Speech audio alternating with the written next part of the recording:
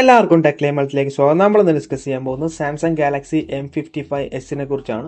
So ഈ smart phone നമുക്ക് next month നമുക്ക് ഇന്ത്യയിൽ ലോഞ്ച് ചെയ്യാം. കാരണം ആമസോണിൽ നമുക്ക് അതിൻ്റെ ടീസറും കാര്യങ്ങളൊക്കെ വന്ന് തുടങ്ങിയിട്ടുണ്ട്. സോ അത്യാവശ്യം നല്ലൊരു ഫോണാണ്. ഇതിൻ്റെ പ്രൈസ് റേഞ്ച് വെച്ച് നോക്കുകയാണെങ്കിൽ 20K താഴെ പ്രൈസ് റേഞ്ച് വരുന്ന ഒരു അടിപൊളി ഫോണാണ് സാംസങ്ങിൻ്റെ. സോ നമുക്കിൻ്റെ സ്പെക്കും കാര്യമൊക്കെ നോക്കാം എങ്ങനെയുണ്ടെന്ന്. സോ ഡിസൈൻ വൈസ് നോക്കുകയാണെങ്കിൽ ടിപ്പിക്കൽ സാംസങ് ഫോൺ പോലെയൊക്കെ തന്നെയാണ്. M സീരീസ് ഫോൺ പോലെയൊക്കെ തന്നെയാണ് ഡിസൈൻ കാര്യങ്ങളൊക്കെ വരുന്നത്. 7.8 mm ആണ് തിക്നെസ് വരുന്നത്. 180 ഗ്രാം വെയിറ്റ് വരുന്നുണ്ട്. Glossy plastic back, plastic frame കാര്യങ്ങളൊക്കെയാണ്. ഡിസൈൻ വൈസ് നോക്കുവാണെങ്കിൽ വലിയ പുതുമയും കാര്യങ്ങളൊന്നുമില്ല. സെയിം ഡിസൈൻ കാര്യങ്ങളൊക്കെ തന്നെയാണ് വരുന്നത്. പിന്നെ ഡിസ്പ്ലേ ആയിട്ട് നമ്മൾ നോക്കുവാണെങ്കിൽ 6.7 ഇഞ്ചിന്റെ ഒരു ഫുൾ HD+ 120 Hz സാംസങ്ങിന്റെ സൂപ്പർ AMOLED പാനലാണ് വരുന്നത്. 1000 nits ആണ് പീക്ക് ബ്രൈറ്റ്നസ്. HDR10+ സപ്പോർട്ട് കാണും. പിന്നെ in display finger print scanner, Gorilla Glass 5 protection കാര്യങ്ങളൊക്കെയാണ് വരുന്നത്. സോ 20,000 പ്രൈസ് വെച്ച് നോക്കുകയാണെങ്കിൽ അത്യാവശ്യം നല്ല ഡിസ്പ്ലേ തന്നെയാണ്. കാരണം സാംസങ്ങിന്റെ ഡിസ്പ്ലേ ആയതുകൊണ്ട് പിന്നെ പറയേണ്ട ആവശ്യമില്ല. ഹൈ ക്വാളിറ്റി ആയിരിക്കും വരാൻ പോകുന്നത്. നെക്സ്റ്റ് ഓഡിയോയുടെ കാര്യം നമ്മൾ നോക്കുവാണെങ്കിൽ ഡുവൽ സ്റ്റീരിയോ സ്പീക്കേഴ്സ് ആയിരിക്കും. ഹെഡ്ഫോൺ ജാക്കും കാര്യങ്ങളൊന്നും വരത്തില്ല. പിന്നെ ഡോൾബി അറ്റ്മോസിന്റെ സപ്പോർട്ട് വരാനും ചാൻസ് കൂടുതലാണ്. സോ മൾട്ടിമീഡിയ എക്സ്പീരിയൻസ് അത്യാവശ്യം നല്ല തന്നെയായിരിക്കും സ്മാർട്ട് ഫോണിന്റെ.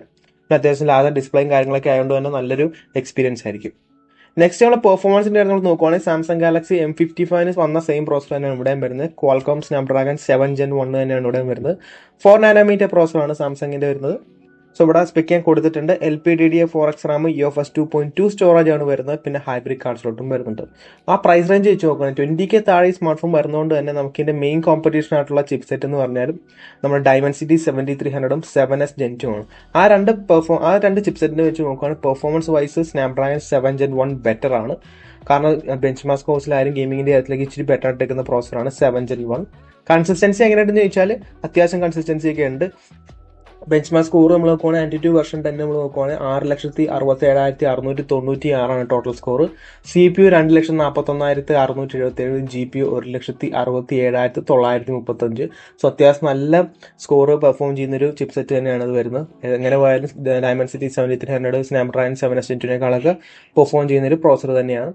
നമ്മുടെ ത്രോട്ടിലിംഗ് ടെസ്റ്റിലേക്ക് നോക്കുവാണെങ്കിൽ നമ്മുടെ 3D Mark wild life extreme throttle test ഒക്കെ ഒരു 90% 80% ഒക്കെ ആ റേഞ്ച് നമുക്ക് എന്തായാലും സ്റ്റെബിലിറ്റി സ്കോറും കാര്യങ്ങളൊക്കെ വരുന്നുണ്ട്.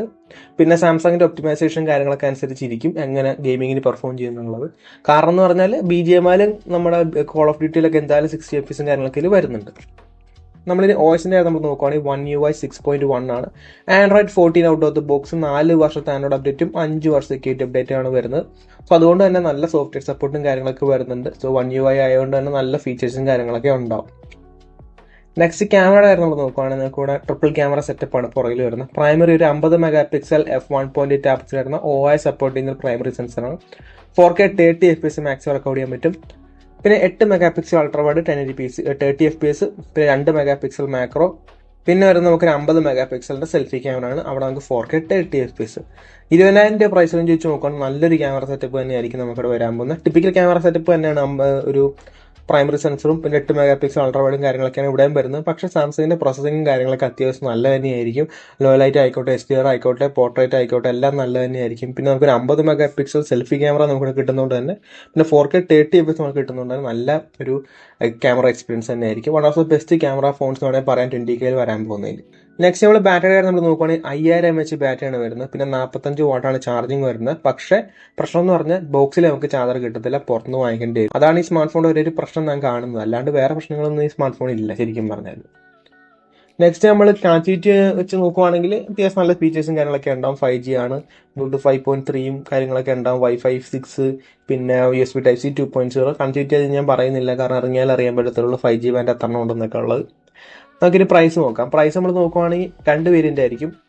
8GB 128ഉം 8GB 256ഉം. സോ ബ്രാൻഡിന്റെ അനുസരിച്ച് ആമസോണിൽ ഇങ്ങനെ അവരുടെ ടീസറിൽ വന്നതിനനുസരിച്ച് നമുക്കൊരു 20,000 രൂപ താഴെയാണ് പ്രൈസ് റേഞ്ച് വരുന്നത്. ആ പ്രൈസ് റേഞ്ച് വെച്ച് നോക്കുകയാണെങ്കിൽ അത്യാവശ്യം നല്ല ഫോൺ തന്നെയാണ്. കാരണം അത്യാവശ്യം നല്ല ഡിസൈൻ ഉണ്ട്, ഡിസ്പ്ലേ അടിപൊളിയാണ്, പെർഫോമൻസ് നല്ലതാണ്, ക്യാമറ അത്യാവശ്യം നല്ല തന്നെയായിരിക്കും.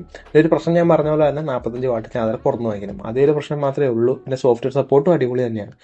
സോ ഗൈസ്, അപ്പം നല്ലൊരു ഫോണായിട്ടാണ് എനിക്ക് തോന്നിയിരിക്കുന്നത്. 20K താഴെ പ്രൈസ് റേഞ്ച് വരുമ്പോൾ നല്ലൊരു ഫോണായിട്ടാണ് എനിക്ക് തോന്നിയിരിക്കുന്നത്. കാരണം നല്ല ഡിസൈൻ ഉണ്ട്, ഡിസ്പ്ലേ നല്ലതാണ്, പെർഫോമൻസ് നല്ലതാണ്, ഓഡിയോ നല്ലതാണ്, സോഫ്റ്റ്വെയർ എക്സ്പീരിയൻസ് നല്ലതാണ്, ക്യാമറ നല്ലതാണ്.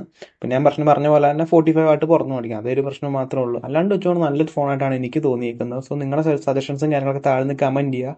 നിങ്ങൾക്ക് ഈ സ്മാർട്ട് ഫോൺ ഇഷ്ടപ്പെട്ടോ എന്നൊക്കെ താഴെ നിന്ന് കമൻറ്റ് ചെയ്യുക. സോ ഗൈസ്, അപ്പോൾ ഇന്നത്തെ വീഡിയോ ഇത്രയുള്ളൂ. ഇന്നത്തെ വീഡിയോ ഇഷ്ടപ്പെട്ടാൽ ലൈക്ക് ചെയ്യുക, സബ്സ്ക്രൈബ് ചെയ്യുക, hit the bell icon, feature നോക്കി നെക്സ്റ്റ്